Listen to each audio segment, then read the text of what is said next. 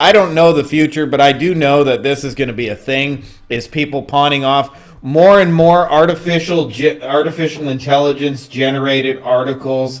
But SEO and PPC are like a plane ride, and nobody goes on vacation because they want a plane ride. What most people do is they try and make these outcomes really big and outlandish, like I'll get you 100 fucking booked appointments this month. But it's much better to have a small but meaningful, and usually the best small but meaningful is one.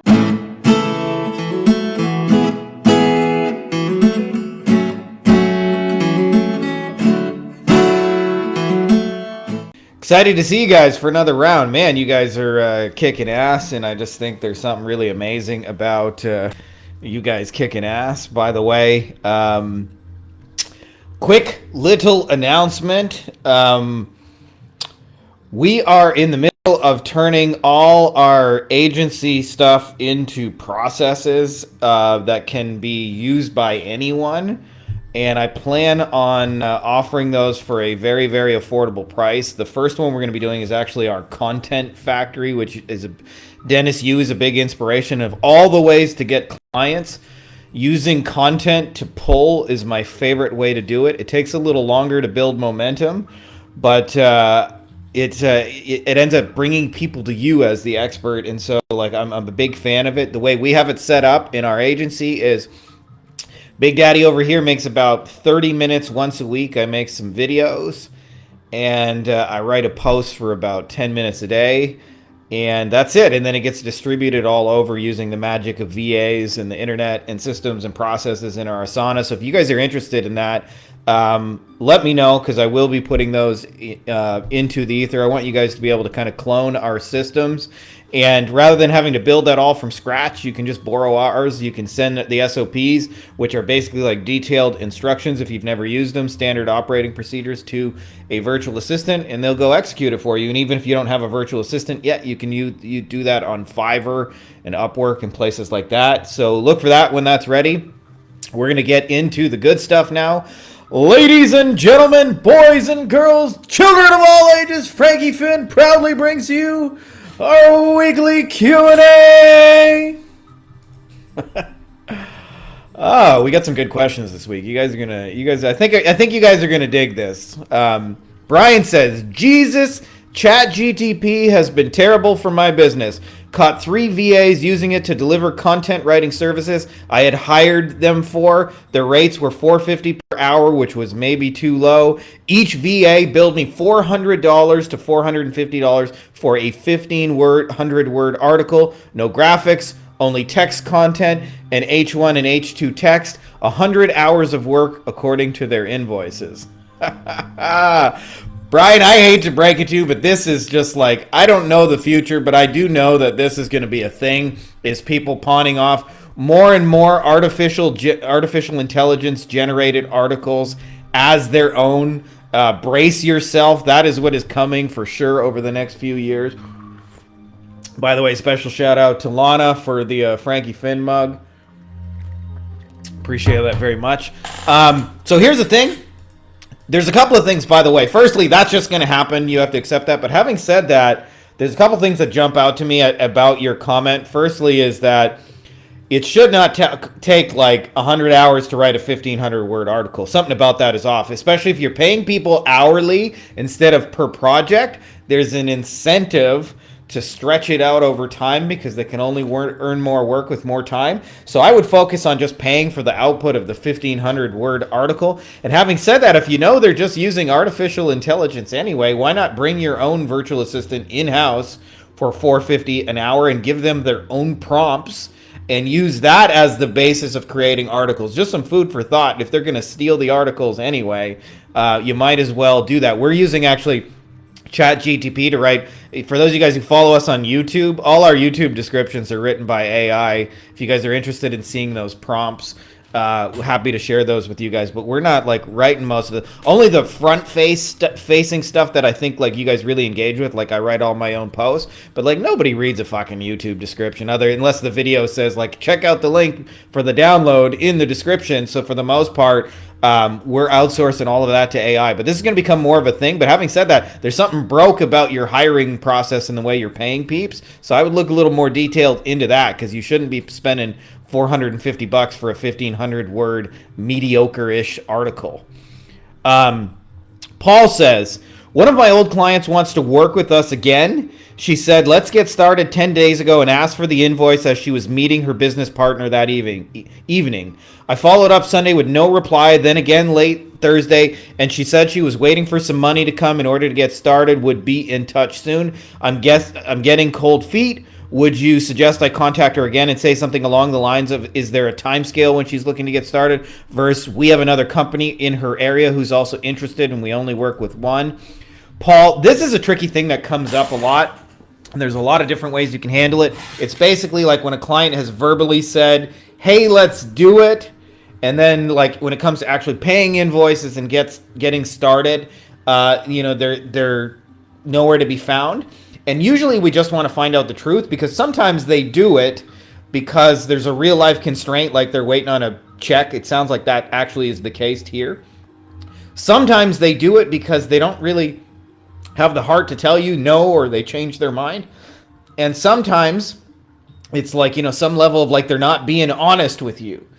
And so what I found the best way to break that is either one, with humor, or two, with just like giving something. Like what I always say is give away cool ideas and then charge for the implementation. So what I mean by that is usually you just want to fucking know, like, are you in or are you out? Like, are we going to do this? Okay, we'll start on next Sunday, whatever. You just want to know what the real situation is. Are they in or are they out? And if you do what most people do, it sounds a little bit like begging, and you sound needy and all those kind of things, like somebody who doesn't know how to text a date kind of thing. And I can remember, just to give you an example of this, I can remember a friend of mine was stuck with his like dream girl, and he couldn't get anywhere because he found this Ukrainian. They're actually married now, by the way, but he was stuck, and he kept texting her stuff like, so do you want to go out? And I was like, no, like give her something of real value. And so we discussed it, and it turned out her favorite chocolate was a kind of chocolate from Europe called Milka.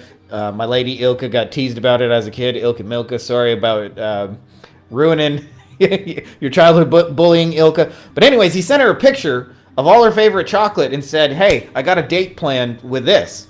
And of course, the chocolate pulls her in because it's her favorite, right? So when you get stuck on those, one of the easiest things you can do is like, hey, I was thinking about what we can get started with first, and here's what I'm figuring out. Like, what do you think of that, right? So you're already like kind of foreshadowing or what we would call future pacing in the marketing world, in the NLP world, of what's to come next. Another thing you can do is just, if you just want a real fucking answer, you can do humor. Always assume they're busy, because I'll tell you, I deal with lawyers a lot, and the number one reason lawyers stall on shit is because they're busy. I used to take this really personally. I had a client who wouldn't respond to emails and text and ghosted me for like 6, 7, 8 weeks, and then I was at a real life event and ran into him, and I was like, dude, like, what the hell, man? Like, you've been ghosting me. And he's like, man, I'm so sorry. We've been working on a $2 million case, and everything's been on hold in our office because this $2 million case is that important. Our other clients haven't gotten respond to. We haven't responded to any vendors we're working with. And I realized really quickly it had nothing to do with me, and they were just busy. So you can safely assume they're busy. And the way you use humor, I use either the Lassie or the Aliens. And the Lassie version of that is, hey, dude, haven't heard from you. I'm starting to get worried. Did you fall down a well? If so, have your dog come bark twice, and I will come rescue you. Nah, I'm just kidding. I know you're busy, but I just wanted to find out where we're at with project, blah, blah, blah. But you do it in a light-hearted, humorous way. If you do that, you'll push it forward. So those are the two best ways to get unstuck on deals that I found anyway. I'm sure there's other ways. But humor, like just crack a joke, like, hey, fill in some funny reason they haven't responded to you, and then just say, I'm just joking. I know you've been busy. Or, like I said, say, hey, I thought about something cool we could do together, and I wanted to see where you're at with all of that. But when you do it in a giving way, it comes across as like less of like, so like, do you want to give me money or not? Like, please, kind sir, can you give me some monies? And more like, hey, like, I'm ready to get rocking and rolling on this. And if you want to, you can add in the little bit of like, hey, I got another guy who's interested in the area. If that's true, I don't recommend as a marketer making fake scarcity. But if you really do have somebody who's like also interested, I'd be like, dude, I don't want to leave you out. I'd much rather work with you than this other person. But like, I can't wait around and if you're not going to tell me in or out. So like, do it if it's real. We got uses. I'm thinking of offering a specific product, basically checking a client's site, giving them clear insights on how their site is performing from any SEO perspective, and how they can best invest their marketing budget to achieve their goals, whether that be SEO or PPC or a mixture of both. How would you go about pricing this product? It depends on what your goals are. I'm assuming that you want to have like a little easy introductory offer, Yusuf, that brings people in the door so that they naturally hire you for SEO or PPC. This is the thing. It's really hard for people to wrap their head around this, and I've talked about this a lot in great detail. But SEO and PPC are like a plane ride, and nobody goes on vacation because they want a plane ride.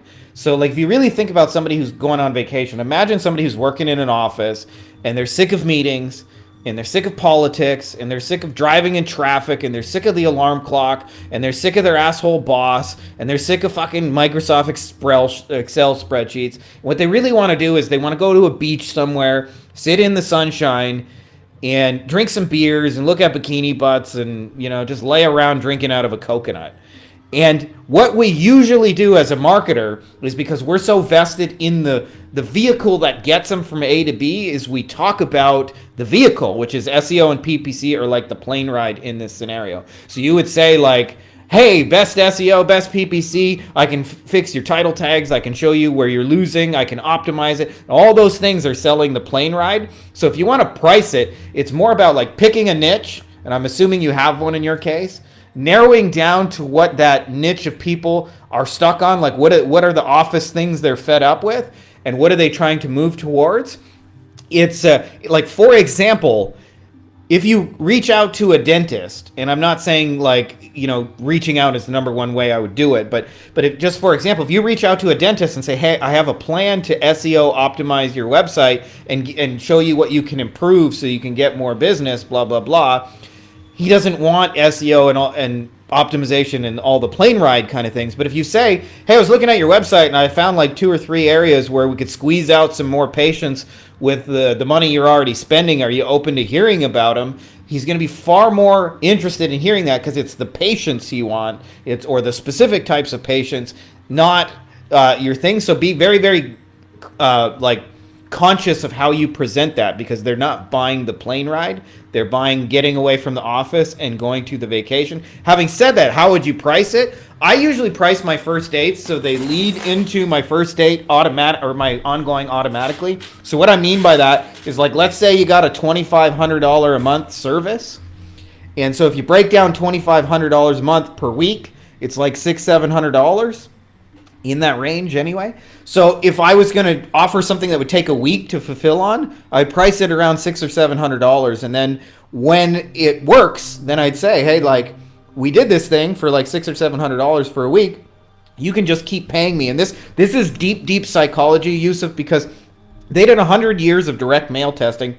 And what they found is, if you want to transition somebody from a one-time sale to a continuity, the easiest take rate in the world was exactly what they had paid one time. Meaning, if you sold a $79 newsletter and you wanted to sell a subscription, then $79 a month was the most likely thing that was going to get them to stay. So I always price my first dates based on where I want to finish. So I think mostly about, what do I want to charge people, like, to work with me ongoing, and then go like kind of reverse engineer it from that. So I hope that's helpful to you. But just whatever you do, don't sell SEO and PPC. People don't want that. Sell the end result of what those things look like when they're finished, what that means for your client.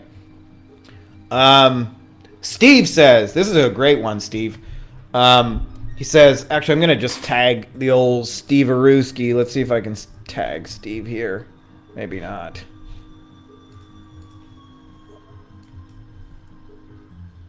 Do. No. There's no tagging Steve. Okay. So Steve says, Hiring resources. I need a new resource for hiring. I've spent over $250,000 on Upwork, and I need to get a new source. More and more hires are not as skilled as stated, or they just want experience. I need long-term team members. We have 16 now, and we need the following: operations manager, manage the big view, client communications, creative team, marketing account managers, executive marketing tactics, reports, etc. Any ideas, Steve? First thing is I know there's a tendency, Steve, to want to blame the whole like Upwork is the problem. The problem is you cannot change Upwork. I almost find always when we end up with what I call like B and C level players, meaning when you get people who are good, but not like so good you're thrilled with their work, but they're almost hard to fire. They're kind of in that middle ground. And by the way, like 95% of the employees around the world are B and C level players, meaning they're like good people and they're good employees, but they're not great people. They don't love the place they're working for. You want A+ kind of team members, and I can hear your frustration with that. So let me tell you a couple of the places it can go wrong, and it may be a combination of them. And I'm not saying this is the way to hire it, but this is what has worked well for us. Is firstly, when I made the switch to going away from interviews, and I'll tell you why, because you don't fucking learn anything about a human being from a job interview. Because some people are really good at job interviews. I was one of those people. I was great at job interviews because I can sell myself, but I'm a shitty employee because after a week I don't want to work for your company. I hate everything about it. I was just made to be an entrepreneur. I don't want to get up early and do some stupid shit and all that kind of stuff. And then there's also people who like are the opposite. And then there's people who are also good at interviews and good hires, and there's people who are bad at interviews and bad hire. But it doesn't tell you anything. And there were two people that really upgraded my skill set in that. One of those is Perry Marshall, the AdWords legend. Another is a guy named John Jonas, who's the founder of OnlineJobs.ph. And one of the things that they said to me that was really powerful, I remember Perry Marshall said, if you wanted to play for a new band, it would be really fucking stupid to like interview you and ask you, like, tell me about your last 5 bands. You would learn more by 5 minutes of doing together. So he suggested, get the guitars out and fucking play a song, or get the drums out or the bass or sing or whatever it is you guys to do. But like play a song together and see how it goes. And you'll learn more from one song than you will from an infinite amount of discussing it. So what I found is to treat our hiring process like a reality show. Like in a reality show, they often start with like 20, 30, 40 people, and they whittle them down until there's only one, the best one, who's passed all the tests. And there's a reason they do that, because they're like, if you want to find the best cook and you start with 30 people and you whittle them all down through pressure tests, you're probably going to end up with like a top kind of person. So we switched from interviews to trial assignments. And the best way to structure a trial assignment is just what they are doing. I promise you, if you do this even on Upwork, which means instead of like interviewing people and like looking at their reviews and trying to look at all the dressings and trappings, just make a song together. If what you want them to do is like set up a process to manage your fucking operations team, then give them that job and give it to 20 people. And then what I find is I like to give them, especially for bigger roles, 2 or 3 paid trial assignments. So it'll cost you a couple $100, but at the other end of that, what you'll typically find, by the way, is if you give a trial assignment to 20 people, like 10 of them will just disappear on you, 4 or 5 of them will actually do it, and like 3 or 4 of them will do it well. And then if you give a second trial assignment, you'll have like 1, 2, maybe 3 really good people to choose from. And that has served me far better. The second reason, like in my experience, that hiring falls apart is because the structure with which you bring them in. And I'll give you a real life example from my world. I have a VA who distributes all our content across the internet. Her name is Karen, and she's awesome. And I wanted to try some affiliate stuff that was kind of like more hands off. And I brought in her husband, Dwight, who's also a really good guy. And Karen has been rocking it for me for years. And I didn't really click the same way with Dwight. Now, it's easy for me to point the finger and say, oh, Dwight's not a good hire. But actually, the problem was me and my setup. And the reason I say that is because in the case of Karen, I had processes and systems, and so she was walking into an already working system. With Dwight, I was like, well, can you kind of figure out this? Can you figure out that? And I gave him very half-assed, incomplete instructions, and of course, lo and behold, he couldn't execute on it. As where Karen, it was very clear, I need this done by this day. She had tasks, they were set up in Asana, they had processes, they have instructions, and so she's far better set up to succeed because it's already clear what I need her to do. So chances are, if you're having trouble hiring, it's one of those two places. It's probably not Upwork as much as you think, and it's probably like either the hiring process is broken or the system you're bringing into is you're asking them to do too much and figure too much out, because probably chances are you're an entrepreneur and just want to like dump all the work off your plate, but you have to give them a good structure to be set up, because if you set them up like Karen, they'll win. If you set them up like Dwight, her husband, they're not set up for success. And I actually remember one of our mastermind was experiencing this. He was doing like $100,000 per month trying to get an operations manager to finally get this work off his plate. And one of the things he was dealing with is clients would call him all day long. And he was like, man, if somebody else could take these phone calls, it would be so much better. And I said to him, you first have to tell your clients my office hours are these days and these times, and tell them this is when it's okay to call. Because what ends up happening is if you bring in a new like operations manager and they get barraged with fucking phone calls and requests like 80 hours a week, you're just trying to get somebody to manage the chaos that you have. But in his particular case, I was like, if you can say our office hours are Monday to this time and Tuesday to that time and Friday morning, then what will happen is clients will call you in those times once you enforce those expectations, and it's a lot easier to bring in a manager when there's a structure. So it's a little bit of a rant, but I hope that's helpful to you, Steve, because those are the two most likely places it's going off the rails. And in my opinion, it's probably not as much an Upwork issue. Having said that, you can find really good Filipinos from onlinejobs.ph. I've had good experiences with them. But like your system is so important in that. Marco says, Frankie Finn, what's the fastest way to get clients via Loom these days? Same as the example method you mentioned on YouTube a few years back with the SEO Facebook ads for cosmetic dentists, or something else? Thanks in advance. Marco, this is one of those things like when you're in the kind of beginning stages struggling to get clients, it feels like it's really hard and it's this long uphill battle, but it's really fucking not. I'll tell you the biggest reason most people stay stuck in the stage you're at, and then I'll answer that question. The biggest reason people stay stuck in the stage is because they do things that are not client, or they're not revenue generating activities, but they believe they are revenue generating activities. And I'll give you a couple examples. And we're all guilty of this. So this is like not me picking on you or anyone else, because I did all this shit too. Which is like, I update my website for the 10,000th time, and I play with my logo, my graphics, and all those things. And I'm like, I call this rearranging the sock drawer. When you're in stage one and you're trying to build an agency, there's really one thing that fucking moves the needle forward. And that is having conversations with buyers and making offers. Like, that's it. That's the one fucking thing that moves the needle for. So everything else is totally irrelevant. So the fastest way I've found to do that is to find out where your buyers hang out and to understand they already self-organize into communities and groups and masterminds and events and things like that. And I go where those places are, and I put what is called a hand raiser in front of them. It is a summary of the offer. You guys will actually see me do this in the group if you're paying attention. Like last week, it's like, who would be interested in our formula for a soup to nuts 7-figure agency, like the recipe for that?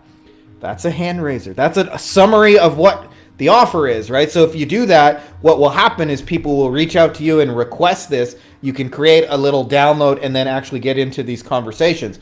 Having said that, if you're getting stuck and you're in a stage, if you really, really want to move the needle forward and fast, take the risk out of it for clients. And I know entrepreneurs, a lot of people say like I hear this in the SEO world, like, I would never work for free.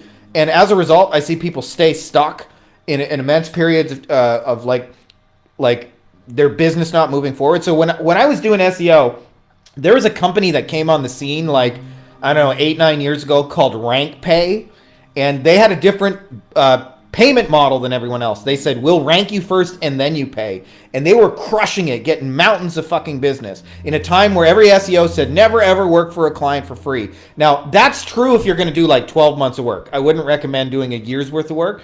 But if you can set up like something that you can prove to a client in a couple of days or a week or 2 weeks or 3 weeks, I would just give that to them risk-free. Will you get burned for this? The answer is sometimes, but you'll do like 5-10 times the amount of business, right? Like Rank Pay crushed it. Did they ever get burned from clients who never paid them? I'm fucking sure they did. But is it worth it to do 10 times the amount of business? I think so. So the way they did that is like, and so I think the easiest way to do that is like set up a first date that's like $500 or $1,000 and just say, I'll get you this result in a week, a month, however long it takes. And if for some reason I'm not able to produce this result, then you don't have to pay me. You can give me, or I'll refund you the money or whatever. Will you have to give a refund sometimes? Probably.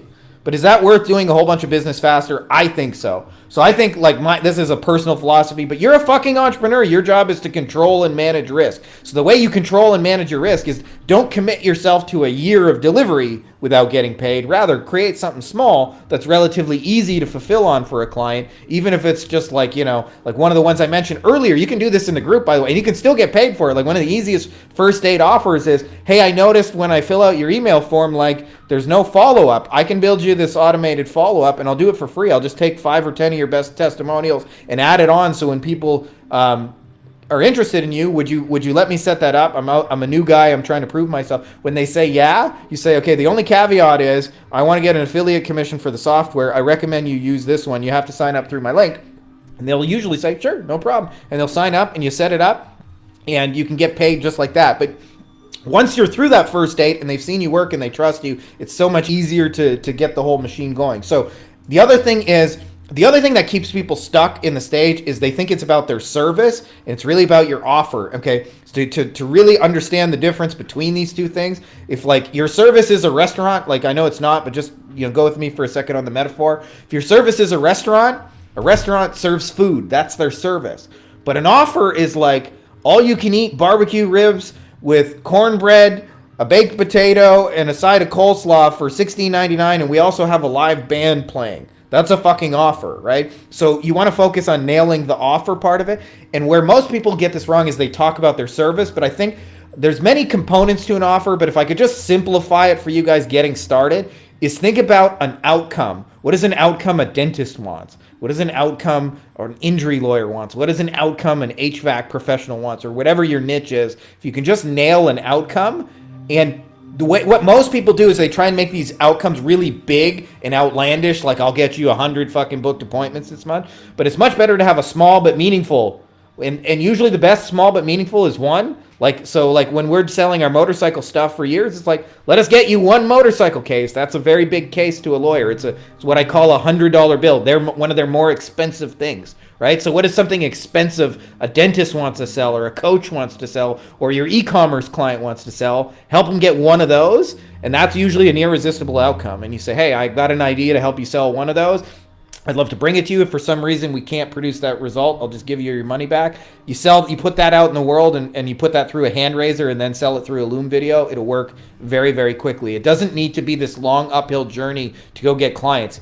Once you know what you're doing for real, you can get clients the same fucking day. Now, I don't recommend like always doing it with urgency. I think you should be consistent in your marketing so you always have a steady flow and you can be the chooser. But in the beginning, like you can do it way quicker than most people realize. Zafer, our man, he says, how can we create a repeatable process and result in Facebook ads for e-commerce?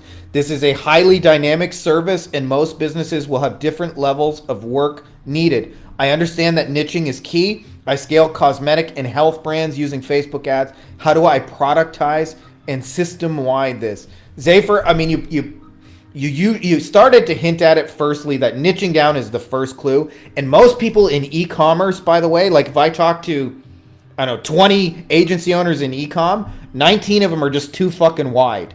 And the reason why wideness is a problem is because we want to create an agency such that what you do once for one client can be reused and repeated to create results for other people. You want the asset, your system, your process, you want that to be what's producing the income, not you, not your expertise and not your skill set, because assets are clonable. You will eventually run out of energy and leverage, right? So you want your system to be what's producing results, which is why, like, in the restaurant world, like franchises are so popular because people are buying the systems and the process and the marketing machine, right? You buy a Subway sandwich shop or a McDonald's because you already know they have a marketing machine and they have a system to deliver the sandwiches at scale, right? That's the value, not that like the sandwiches are so fucking amazing, right? So the same thing is true in your own business. And so usually when people say like cosmetic brands, that's probably still not niched enough.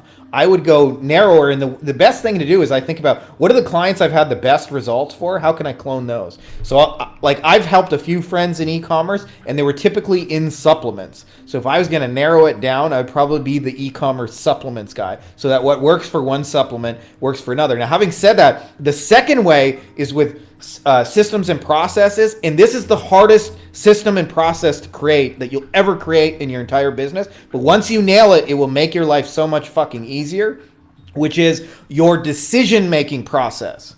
So for years and years and years and years and years, I managed all our own Facebook ads. We spent millions of dollars of client money, spent hundreds of thousands of my own money on Facebook ads. And what I found out in doing that was I wanted to get me out of the goddamn ads manager and the fucking like clicking the buttons and all those. But the problem was I would log in once or twice a day and I would make decisions, turn this ad off, turn this one on, up the budget on this one. And it was all like, how would I teach somebody to do that? And it was really, really difficult for years because I couldn't figure out like, how do you just intuitively look at an ad and know whether or not it's working? And I got a little bit of inspiration when I was in college or university. For those of you guys who are outside the United States, I took a computer programming class. I hated every minute of it, but I'll never forget we had to create what are called if-else statements. And it would say, if this is true, do this. So like a really simple example, like if the person got over 90% on their test, give them an A. If the person got between 80 and 90, give them a B. If the person got between 70 and 80, give them a C. And you get the idea, right? And what I realized with our Facebook ads is it was ultimately the numbers that were helping me decide. When the costs were too high, it meant I would turn off ads. When the costs were kind of in the middle where they were like kind of working, almost always that meant you're close. Why don't you try tweaking something? Usually for me, that meant the image. And when the costs were like working, it was like either leave it alone or spend more money, right? So what we did is we created a series of if-else statements that anybody could follow. And so for us, it looked like if the motorcycle leads are over $20, turn off the ad. If they're between 10 and 20, update the image.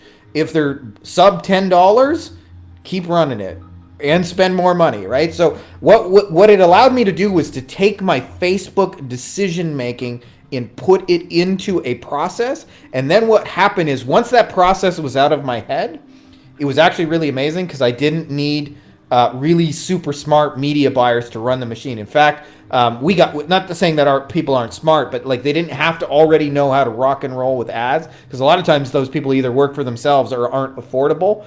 And then the other thing is I started creating an ad library of all our working ads so that our people could use those. And so like when people join the Wolfpack Mastermind, by the way, there's like a $30 million Facebook ad library. Not enough people use it. I wish they would, but we have it. And part of the reason is I don't want to have to come up with new hooks. Like what's worked in marketing for the most part, this is contrary to what most people think in our world, has not changed in 100 years. Like the technology of it has changed, but the psychology of it has not changed in 100 fucking years.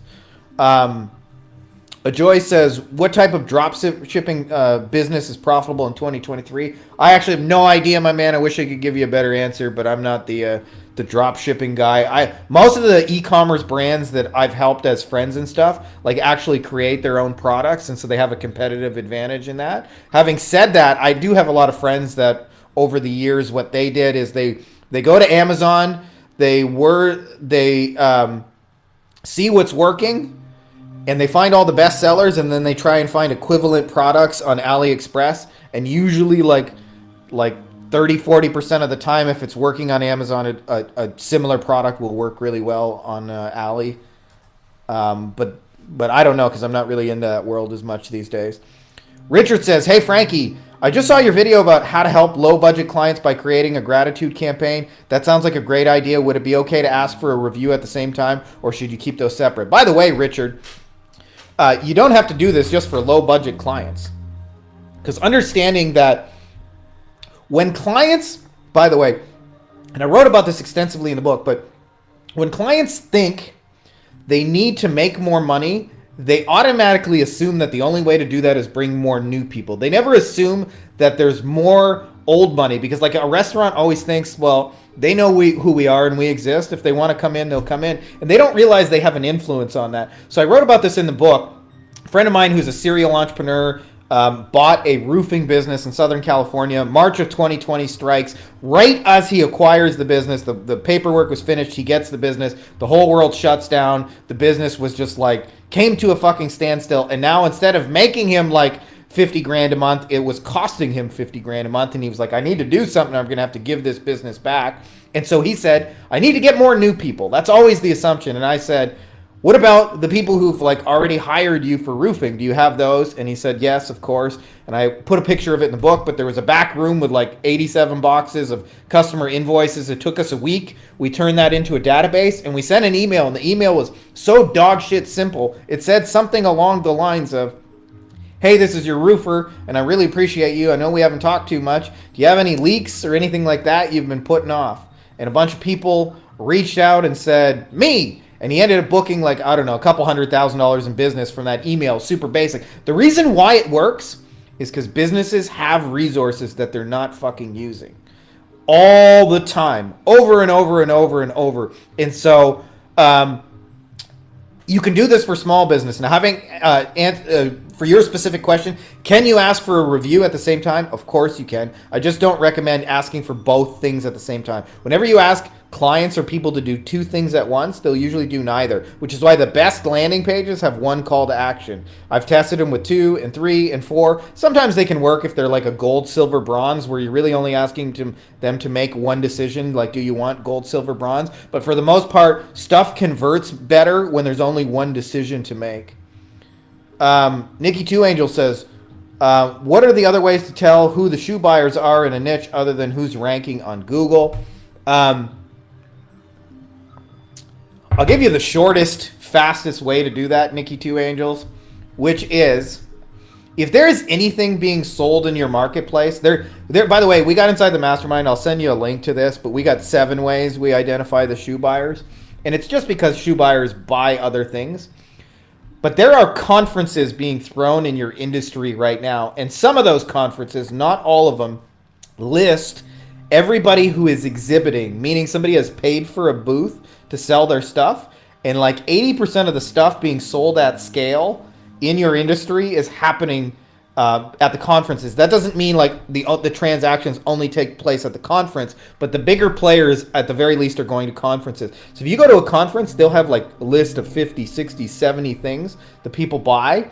And all of those are collaboration options, targeting options. So like how we're using that is, I just take a list of all those exhibitors, have my VA track down their YouTube channels, and I show ads on those channels because I know they're a huge number of buyers. So like, for example, if you go into like the legal one, you'll find stuff like software and tools you wouldn't think of. Like they buy FileVine, they sometimes buy other courses, they buy masterminds, they buy books, they buy events, they join associations, they join communities and things like that. And so I use all of those things to identify people. It's not just Google search. But usually, if they buy one pair of shoes, they'll buy a lot of pair of shoes. So if you go to their website, and Coldlytics has a way to do this, but if you go to their website and they got a Google pixel and a Facebook pixel, it's usually a pretty good sign that they're going to be kicking ass and that they're going to be spending money on it. So that's how I usually identify them. But I would rather talk to one shoe buyer, somebody who I know is spending money on what I buy 100 times, than to send 100 messages one time, which is what most people do. If you understand that, you'll focus harder on the buyers because you know they got all the monies. And of course, I'm not saying like our business is just about money.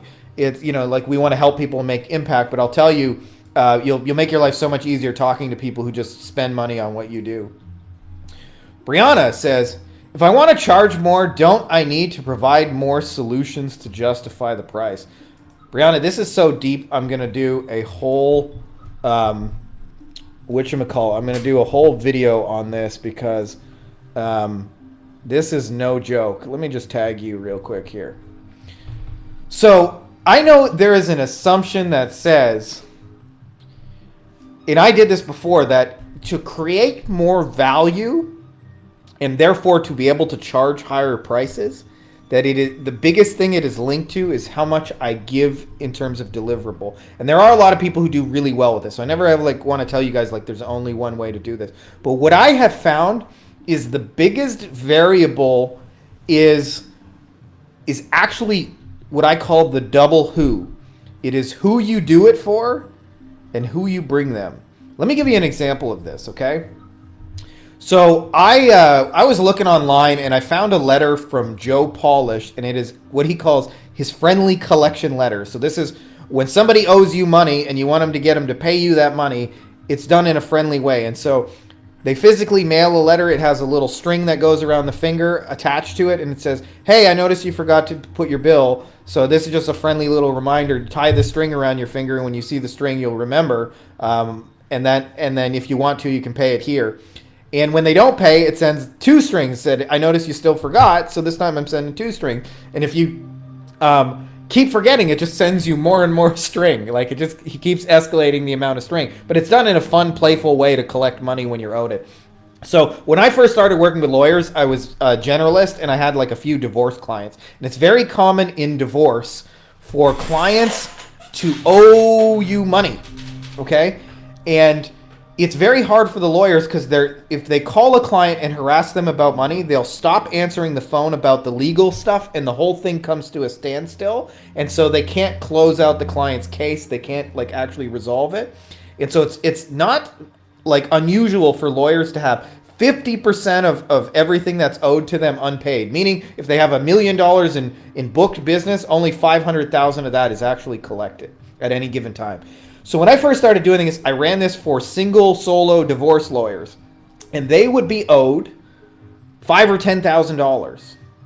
And what I started to realize is when I started doing it for bigger divorce firms that had 10 lawyers in it, sometimes they would be owed $500,000.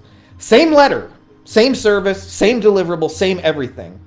But which is a bigger problem? Someone owes you $5,000 or $10,000, or someone owes you $500,000, or a group of people owe you $500,000. So the size of the problem gets bigger with bigger who.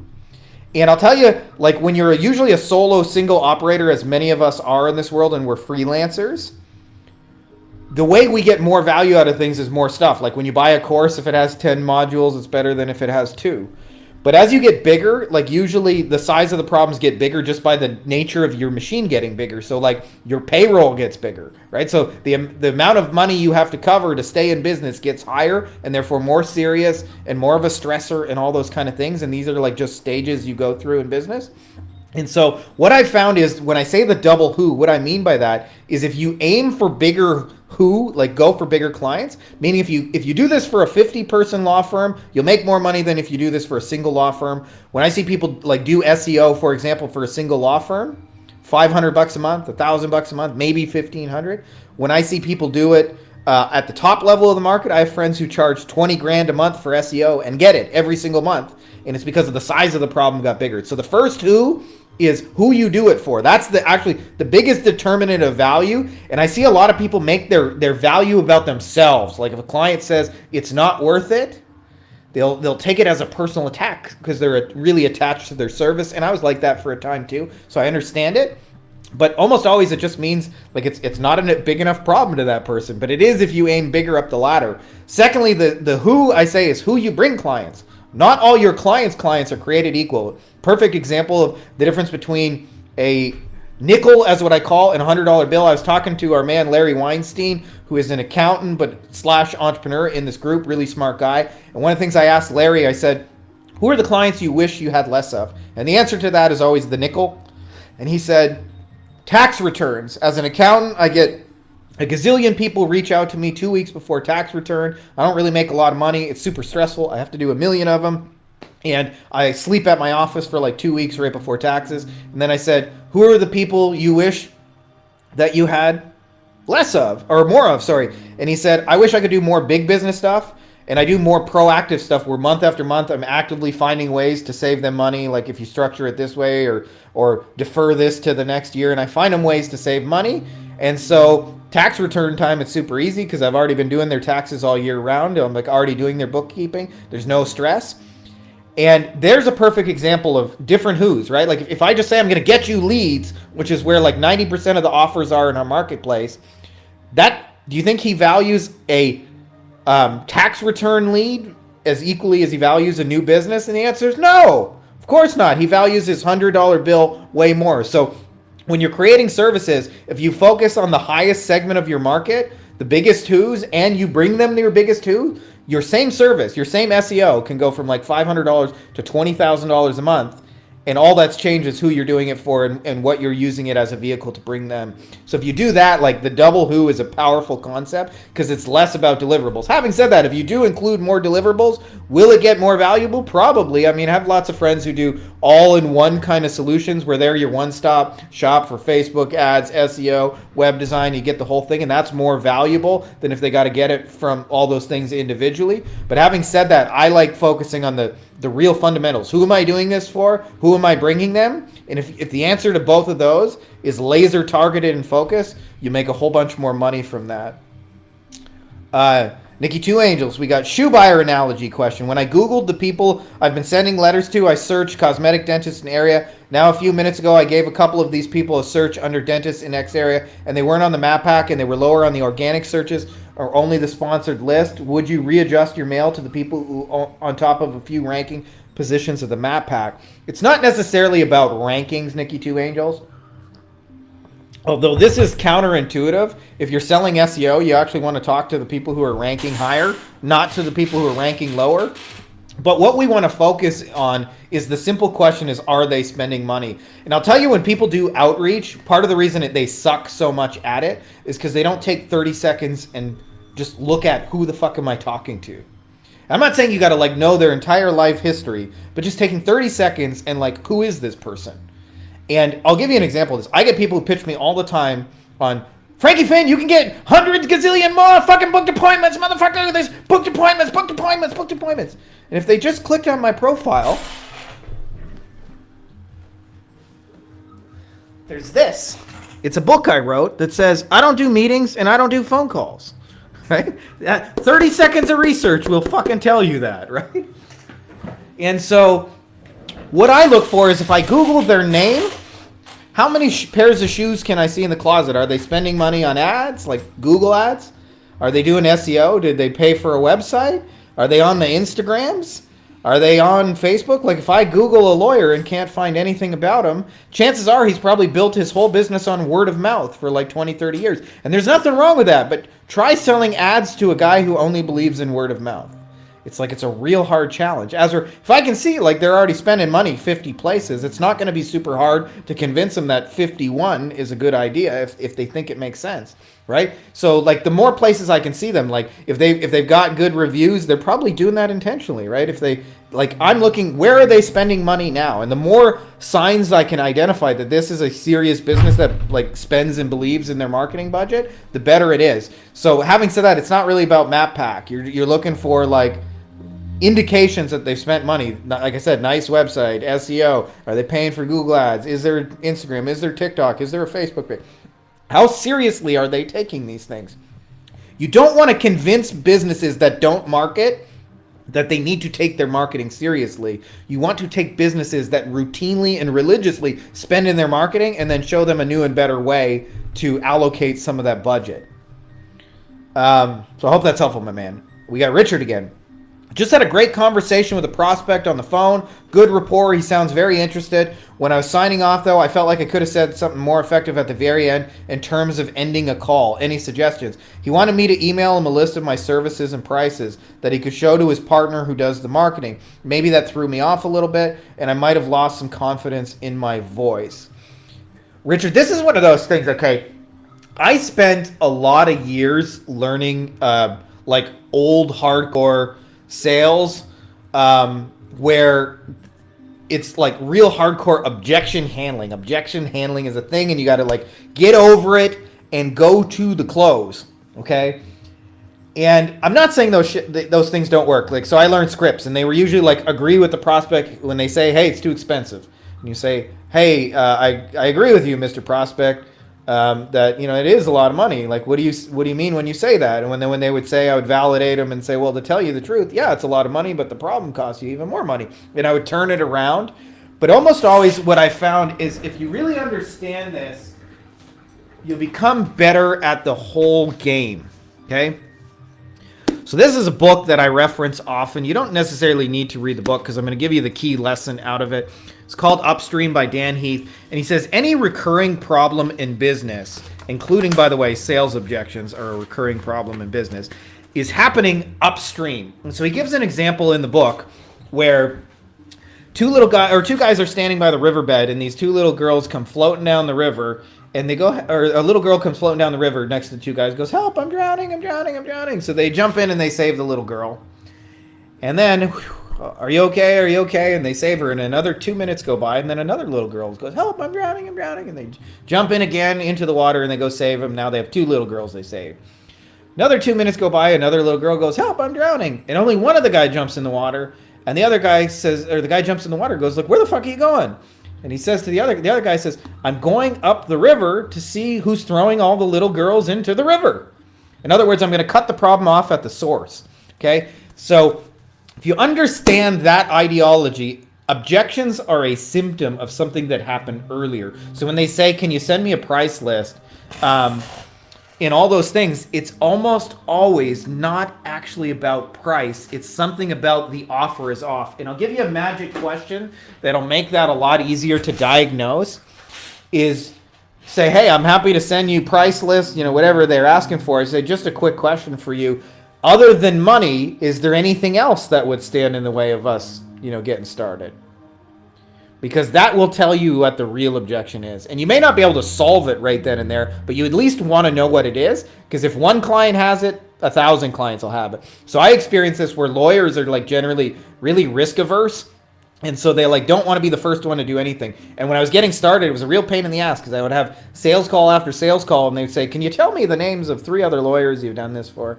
And I'd say, "Sure, I'll get back to you." And of course, I didn't have any fucking lawyers. But once I realized that was a symptom, I dealt with it upstream. And so I started getting testimonials from my phone calls, which, by the way, you can do, even from people who didn't buy from you. And then right after somebody would book a call, I would make a whole thank you page full of lawyer testimonials. And what I found is when I dealt with it upstream, there was no more objection of "Can you tell me other lawyers you've done this for?" Because they've already seen it. So you want to think about whatever objection you're getting is where is it happening earlier, but you want to find out and isolate what it is. And the best way to do that is just ask them, "Other than money, is there anything else?" And what you want to do is make it okay for them to tell you the truth. Nikki Two Angels, man, you're on the ball with questions today, brother. "Can someone tell me if this is accurate according to your experience? I typed it into the good old ChatGTP. Create me a list of what types of marketing services dentists buy, and then I refine the list according to average cost to dollar for those services." As mentioned earlier, I'm not saying services won't vary by price, but what I am saying is the bigger implication is who you do it for. If you help a dentist with 10 locations, you're going to make more money than if you help a solo dentist who works by himself in a teeny tiny little office. So think less about, so much of this is let me say this another way. So much of this is client selection. I don't think enough people understand how fucking important client selection, 60% of the game in agency success, in my opinion, is just choosing the right fucking clients. Go after people big enough with enough budgets that are cool, easy to deal with people, and do that at scale and help deliver something over and over. If you do that, you'll have a way better business. I think people get too hung up in Facebook ads are worth this much and SEO is worth this much, because almost always if when I see people serve the bottom 80% of the market that's struggling the most, if you align yourself with the broke segment of businesses, it doesn't matter, by the way, if you're in yoga, there's broke yoga studios and there's successful yoga studios. If you're in HVAC, there's broke HVAC people and guys who have 10 states they do this in, right? There's always somebody broke and there's somebody struggling. If you align yourself with the 80% who are struggling, don't be fucking surprised when your own business is struggling. If you design your business around busy, successful people who need help and need good people who can get work off their plate, Don't be surprised when those are your challenges too, but those are better challenges in my experience because you'll be busy and successful and have to figure out how to get work off your plate. So I don't want you guys to think so much about like, what will they pay this much for Facebook ads? Like, I'm sure there is variance, but the biggest variance in any market is just who the fuck you're doing it for on the spectrum of things. Azhar, I hope I'm saying that correctly. Guys, we're using ClickUp currently for our project management. There are two issues. Downtime is getting frequent. We're spending $11,000 a year. My questions are, any other PM tools you guys would recommend which are more cost effective and run without downtime? Depends what you're using it for. Our project management software is like dog shit simple, and I'll tell you why. This is how I do all my shit. This is how I work in the real world. Excuse me, I got a nice little juice burp there. That happened. Pen and paper, and I create little to-do lists for myself and for my team and things I'm trying to figure out how to do, problems I'm trying to solve, solutions, things I'm trying to create. And so what I found is when we used Asana, and I'm not recommending like use Asana as the one answer, is the reason Asana works for us is because it works exactly like I work in real life. It's just checklists. It's like digital checklists where you can put a name and a deadline to it and you can get updates. Having said that, we found a lot of people like ClickUp in our mastermind because you can tie it to automations. When somebody joins, you can automatically trigger something and connect it to this or connect it to that, either with Zapier or webhooks. I don't know how it all works. I'm not a ClickUp user. But trigger automations. And if you want somebody to set that up for you so it's actually working properly, then your man to talk to is Chase Snow because he's really, really awesome. Having said that, I mean, I've seen people have success with Asana, Trello, Monday, ClickUp. I don't think the project management matters as much as how you use it. Like the right project management software to me is the one whichever you're going to use. I've seen people use Go High Level. By the way, all of them have their fucking issues, which is why the longer and longer I do this, the more and more I try and get rid of software in our agency and go simpler and more old school. Like we do more direct mail and shit like that. And the reason I do that is because I'm so sick of software. Since about 2007, I've learned 10 to 30 new pieces of software every year for like 16 years. And inevitably those software, like they all have bugs and they all only work for a period of time till something smarter, better comes out. And then what ends up happening is you have to like fucking redo the whole thing or learn something else. And so the longer I do this, the more I'm like, how can I run this simpler without software? So the software we use in our agency is probably way more basic than most. I'm not saying it's the right solution for everybody. What's up, Eddie? But it's worked really well for us. Kevin says, what marketing certifications do you think new agency owners should get? Kevin, I'm going to answer this probably a little harshly, but I want to like not bullshit you and give you an answer that I think will ultimately be useful to you. And the answer is certifications are generally used as a tool for people to put off actually doing it. Okay? So what I mean by that is I have like 3 certifications from digital marketer Ryan Dice. Somebody else paid for it and just said, do you want to take this with me? And I said, sure, why not? I thought I could pick up a nice little gem or two. I got a couple good ideas out of it. But having said that, in the entire history of 16 years and thousands of clients over there, like literally nobody's ever fucking asked me, ever, are you certified? In fact, I actually had this with a lawyer mentor of mine. He said the same thing is true of school. He said, in all my years of practice, only 2 people ever asked, where did you go to school? And they were both just like, oh, okay, interesting. They weren't like, it wasn't a decision-making factor for them. So usually the number one reason people get addicted to certifications is because they don't feel ready in their mind and they're putting off just fucking doing it. This is the only certification you need. Can you actually fucking help clients get results? And they don't have to be like monumental, I made you gazillions of dollars kind of results, but like, can you move the needle in any sort of small but meaningful way? If the answer to that is yes, then build up your case studies and your testimonials, and that's all the certification you need. But the biggest reason people go for certifications, in my experience, I call it rearranging the sock drawer. When you say, I'm not ready to go outside yet, so I'm just going to shuffle my socks around until I'm ready. And what happens is you constantly put off being ready. You know when the right time to start is? Now. You know when things are going to be perfect? Never. You know when you're going to feel like you know everything? Never. So like the right time is fucking now. And if you really internalize that, you'll never buy a certification again in your life because you don't fucking need it. I see this in the coaching space. The coaches who don't have clients get certification after certification after certification, and they think it will indirectly lead to clients, but ultimately there's something underneath that, which is a mindset of like, I'm not fucking ready, and I'm here to tell you you're fucking ready. If in some ways, if you can really help people, even just move the needle for them a little bit, it's selfish not to. Like, I have days, by the way, where I get up, I'm miserable. My kids woke me up too fucking early. I don't feel super motivated. Lots of those days, actually. And I don't feel like doing shit. Part of what pushes me forward is you guys and clients of mine, because I feel like you guys need help with this. And like, I have something, even if it's not the greatest thing ever, something of value to offer you guys. And so I feel selfish if I don't share it with you guys and like add some value. I want you guys to feel the same way about your own gifts, where it's selfish to keep them to yourself, because then you'll put them out in the world just for the simple reason is like you realize the world needs this. And if you're not sure how you can help people, by the way, go to busy, successful people, go where they hang out and ask them, what are you doing now that you wish you didn't have to do anymore? And I'll give you an example. Like I'm potentially interviewing a guy in our group now named Jordan, and he's created a plugin for LinkedIn where the plugin will scan the user's profile, feed all their personalized data into ChatGTP, and ChatGTP will spit out a personalized, customized outreach for that person based on where they went to school, what their business name is, and all those kind of things, and spit it out. And part of how he came up with the idea is he just asked people, what are you doing now that you don't want to be doing? And the answer was, I fucking hate outreach. Fucking hate it. And so he thought, well, if I could make the AI do the outreach for them, that would be something that like would move the needle for people in a meaningful way. So if you're not sure like what to offer people, just ask them, like, what are you doing now? Sometimes you will be able to solve those problems. Sometimes you won't be able to, but sometimes you can bring in help. Like you can add value to people by actually doing nothing yourself, by just bringing in people.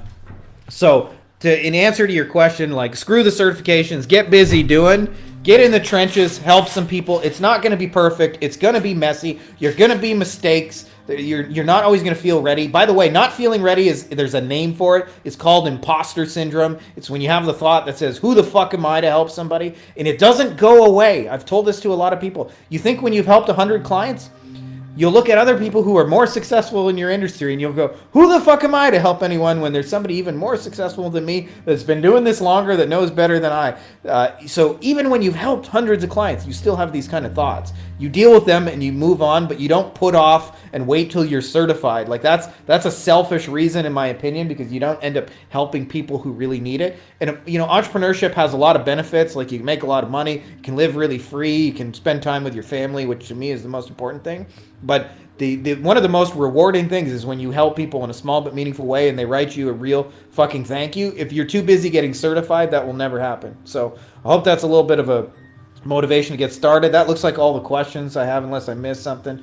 For those of you guys, by the way, who missed the intro, one of the things I mentioned is it'll probably take me a week or two to do this, but for those of you guys who put out content as part of your client getting strategy, I've probably used about 2 or 3 dozen strategies over the years, and using content strategically is my favorite way. It takes a little bit of effort to get going, but we figured out how to take the effort out of it. And basically, so we spend 30 minutes a week making some videos, and I write a 10-minute post a day, and in doing so, they get distributed dozens and dozens of places automatically, and then we put the magic of paid ads behind those. And it's part of what Dennis Yu calls the content factory.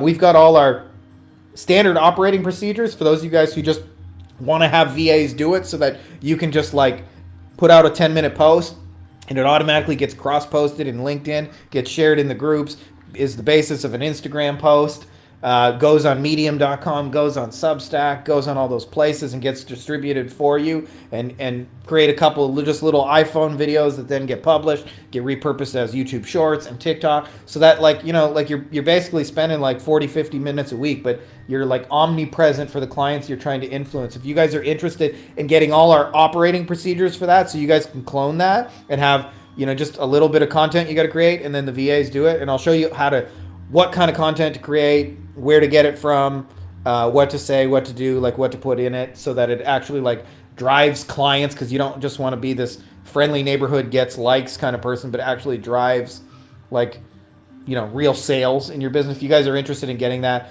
I'm going to be selling our process library at some point. It'll be super affordable too. Probably, I'm thinking probably like $200 maybe. I want you guys to be able to, enough that you're invested that you'll actually use it. If I price it too cheap, nobody will use it, and that'll just make me sad. But enough so that like I'm not breaking the bank for you guys to actually go and put that out there, and then you can pull clients. I'm a much bigger fan, by the way. We don't talk about this enough in our agency world, but I think inbound is way fucking better than outbound. Like chasing people causes you to give up your expertise. If you're strategic, you can make it all inbound. And I use this story the other day, but it's really true. I mentioned we used to sell chocolate bars as a kid, door to door. It was my first ever job, and we would do 4 to 6 hours a day in the hot summer day. Hey, do you want to buy these chocolate bars? And you get massive amounts of rejection every now and then. Somebody slams a door in your face, tells you to fuck off. You woke my kid up. Fuck you, right? Like those kind of things happen. And you end up having to develop thick skin.